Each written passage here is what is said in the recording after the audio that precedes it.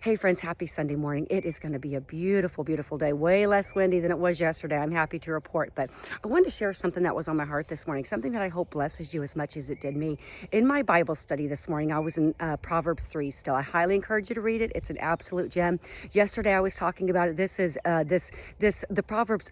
He's giving his son instructions on how to live a righteous life and how to live a purposeful life, and he's trying to keep his son from making mistakes that are going to lead to his ruin. He's trying to teach him how to have peace and prosperity in life.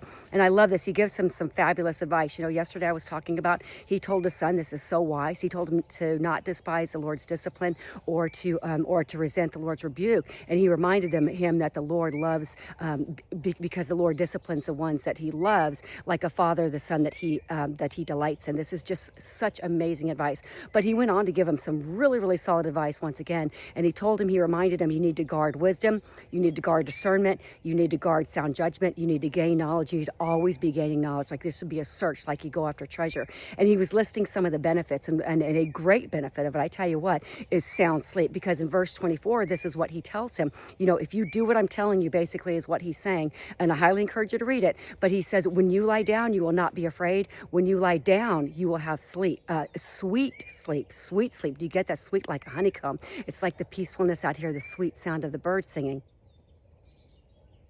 When you lay down, you will be in absolute peace. If you follow the Lord, this is what he's saying, and he goes on to say, "Do not fear when sudden disaster.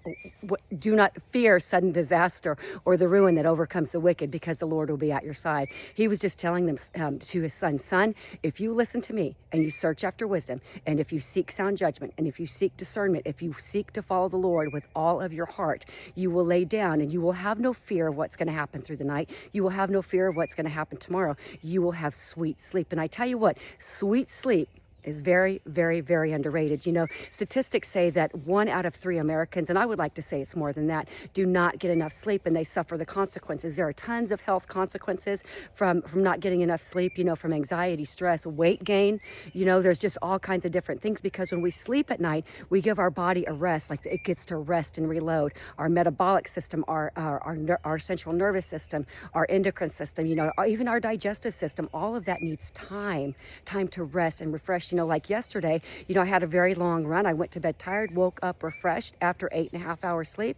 I usually strive for 9, but 8.5, I will take it. But sleep is so very, very important. But it's just, anyway, it's hard to sleep when we have fear of sudden destruction. And this is what Solomon was alluding to with his son. If you lay down in fear or worry, it's usually because of some wrongdoing, because you've strayed away from God. You've neglected wisdom. You've neglected discernment. You've neglected sound judgment, and you've gone your own way, and you tend to worry at night if you're caught up in some type of sin. Well, it could be all kinds of things. I mean, it could be an embezzlement scam. It could be, you know, cheating at work. It could be cheating on your spouse. It could be just, you know, telling a lie and being afraid to be caught out. It could be all different kinds of things. And that's why Solomon was so adamant to his son that he listened, that he sought knowledge and wisdom above all else.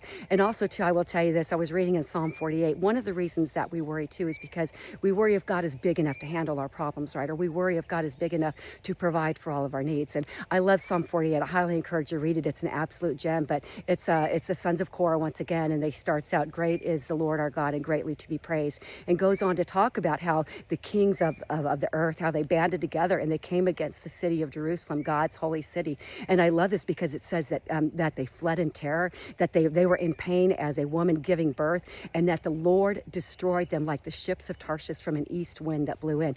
No weapons were even used, and God won this huge battle. So guys, if God can do that, and he can, you know, the Bible tells us at the sound of his voice, the earth melts. He commands creation with just a sound of his voice.